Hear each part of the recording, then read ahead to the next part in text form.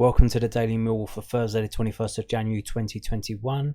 Today is the day after a match, and usually the day after a match I like to get into the statistics, and there's not really much going to be ascertained from the statistics from last night's game because it was a awful game during part to the awful weather.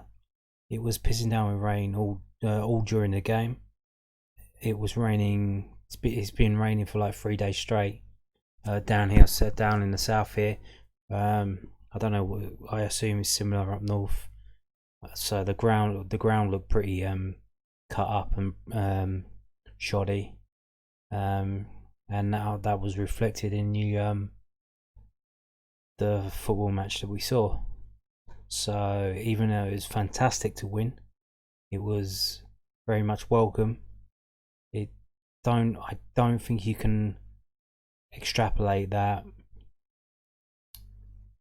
That means that we've improved, or there's been any advancement on the poor displays that we've seen over the last 2 months. I think there's still quite a bit of work to do, and we're gonna have to see how that goes. So we've got a cup game now against Bristol City. Then we've got a game against Watford on Tuesday night. Then we go away to Cardiff at Saturday. Neil Harris has just been sacked by Cardiff, and if they've already got the new guy lined up, but they might have a little new manager bounce. And then just a few days later we play against Norwich. So we are not out of the woods yet. This was very much needed to win this game. We've got a lot of tough games coming up. So let's have a look at the Huddersfield game on paper, on the stats. We've all seen, I saw it on iFollow, I don't know if you did, or if you just saw the highlights, but yeah, let's go through that game that we all saw yesterday. This is from Experimental 361. It is expected goals over the length of the match, and as you can, we're in green. We're the one in the green line. This red circle on the bottom left is our goal, and on the 15-minute mark, that giant blue line going up is their missed penalty. That should have gone in. Most penalties are scored. That was our get out of jail free card, that one. Yeah, not much going on, especially in the second half. You see, in the second half we had 1 shot and they had 3 shots. Our best player attacking wise was Scott Malone, scored the goal, and for them it's Fraser Campbell. Yeah, that's pretty much shows you how the game went. Not a lot going on. We'll see that further down. We'll look at here. This is the numbers for the game. Possession percentage 64-36 to them. Attempts 1-1. Attempts on target 1-1. Attempts off target 6 for them, 2 for us. So if they were better at finishing, that would have been a very different game for us. Block shots 1 for them, 3 for us. Goalkeeper saves, none for them, only one for Bart. So in the whole game, only 1 save made by the keeper, any keeper. Total passes for them 639, for us 289. Completed passes 563, 209. For us, yeah, that was kind of, I didn't get that impression during the game that they were so dominant, because it did kind of keep getting broken up because of the play, but I guess that's pretty accurate. Corners 3 for them, 7 for us. Offsides 1 for them, 2 for us. Fouls 13-14. Yellow cards 0 for them, 2 for us. And let's have a look now at the expected goals on the scoring board. That's for Huddersfield there. The big one is a penalty that they missed, and the second biggest one is the Saar miss. That lucky that was a defender coming forward trying to score that, because he kind of lunged at it and just ballooned it past the goal. And I mean, those specifically two chances probably should have went in, and we're lucky they didn't, because otherwise we wouldn't have won that game. And here's our two chances. Malone, the one in with the yellow ring is Malone's goal. The other one is, let's just scroll up, that's Ben Thompson on 39th minute. But you can see that there, that was the whole game. If we switch to the second half, like I said, 3 shots for them and these 2 little ones for us. So not a lot going on there, attacking wise. Let's have a look at who. Oh, this is from infogoal.net. They actually update the expected goals and stats live during the game. If you get bored watching a game and you want to get on your phone and have a look, you can see how the game's progressing. If you want to have a bet live in play, they do that kind of thing. But you can see they gave man of the match to their defender Saar, 8.41. And if we go down to the Millwall team, the best player they reckon for Millwall was Malone, which I agree with that. Worst players, they give the worst player to Cooper. I don't know how they picked that one out. The worst, and oh no, not Cooper, Bodvarsson. So they give worst player to Bodvarsson, then Cooper, and then Wallace. I mean, Bodvarsson and Wallace didn't really do much up front. I think, even though they've got Wallace up front, it wasn't really like that. It was Bodvarsson out on his own, and Wallace, Thompson, and Malone just going running around wildcat around him. Yeah, not really much going on there. But so this is infogoal.net, and they gave their man of the match to a member of the losing team, the Saar, who was playing left back for Huddersfield.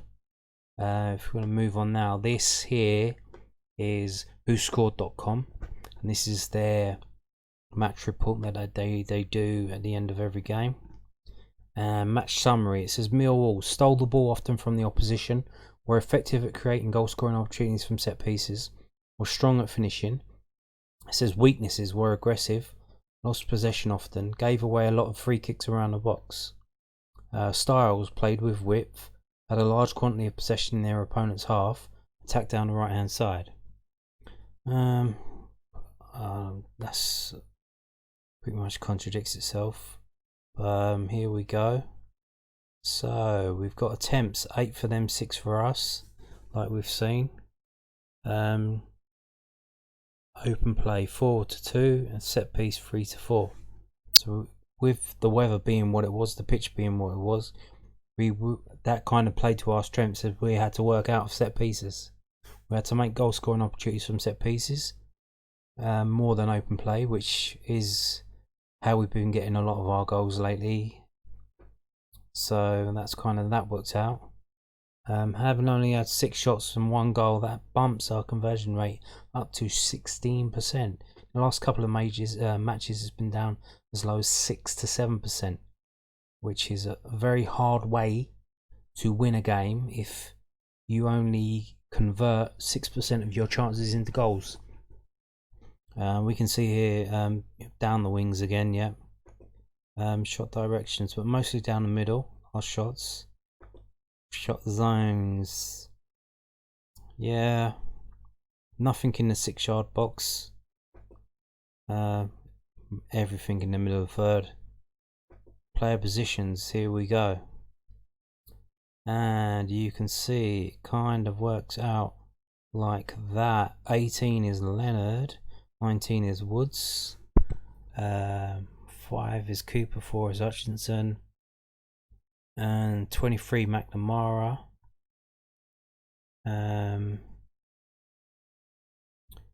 You can see Wallace was further forward than Bodvarsson. Malone 14 there. 8 Ben Thompson. 6 Sean Williams. If they would have had better manager, they would have took advantage of this massive gap in the middle of the pitch, but they didn't do it because they had their best players were the Bakuna guy, I think, or their attacking threat were down the wings, and they didn't bother attacking down the middle. But you look on the left hand side of their team, it's basically they were playing 3-7 formation of 3 and then 7. They got 1, 2, 3, 4, 5, 6 players in a row.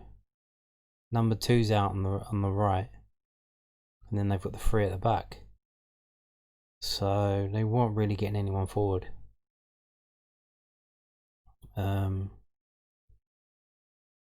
Yeah, that's what that is. Let's move on now to going through play by play. Got the ratings for all the players. So this is the same website as squad.com. They actually give their man of the match to Scott Malone. And close behind McNamara. And then Sarr and O'Brien for Huddersfield. So they give it to Malone.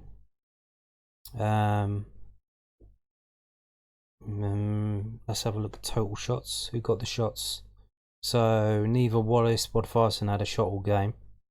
Malone had 3 shots. Thompson had 1, and 1 each for 2 of the defenders. So yeah, disappointing that none of the strikers had a shot on goal again, but you can see how it's pretty spread evenly around their players. Possession wise, as we've already seen, that Huddersfield had 2/3 of the possession. So for us it was Woods with 4.6% of the match possession, and Leonard with 4. And then Malone with 3.2, but again Bodvarsson as low as 1.6.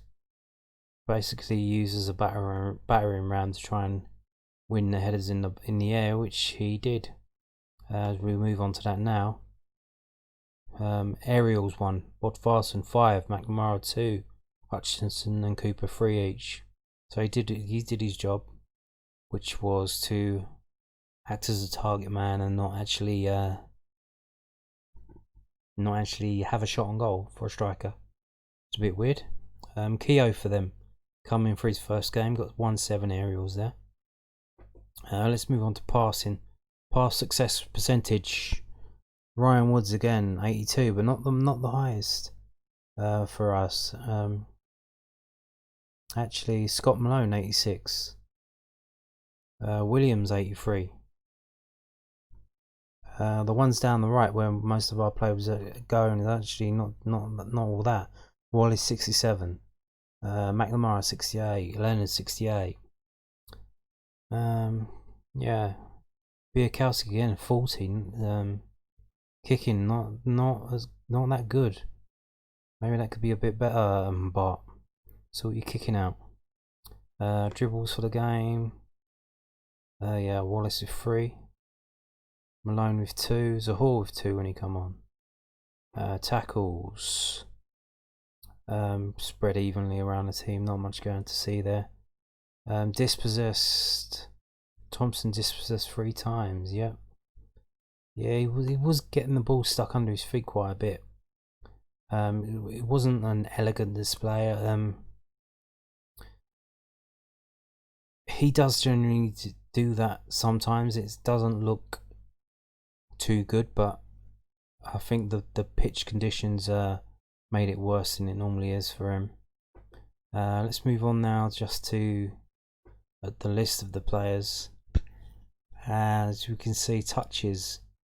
This one here, Scott Malone, 53 touches. So he's the most involved player for Millwall. He had 3 shots, which is the most shots of any Millwall player. So he's had the most touches and he's had the most shots. And his pass percentage was the highest of any of the starting players, although Marlon Romeo and Tom Bradshaw had higher pass percentages, but they had lower touches. Only 13 for Marlon, 6 for Tom Bradshaw. Moving on to offense. So unscheduled touches, which basically means poor control. Bodvarsson 5.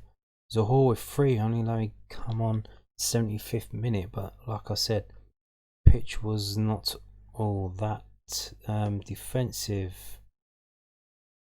Total tackles. Who had the most tackles? Marlon Romeo. He did get stuck in when he came on. It looked like he had a point to prove. 3 tackles from Marlon Romeo. The rest much of a muchness. Interceptions, so much of a muchness. Clearances, much of a muchness. Yeah, fouls. Ryan Leonard and Ryan Woods are 3 each. Moving on to passing. So on the last game we see how Scott Malone had a lot of crosses, but he didn't actually have a lot of accurate crosses. I think it was like 11-3.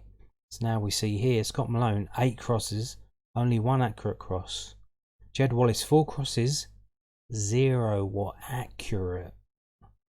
Jed not at his best yesterday.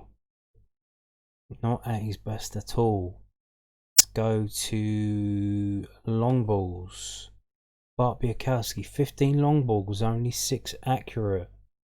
Ryan Leonard 13 and only 4 accurate. He was further back. He was playing in the centre half position.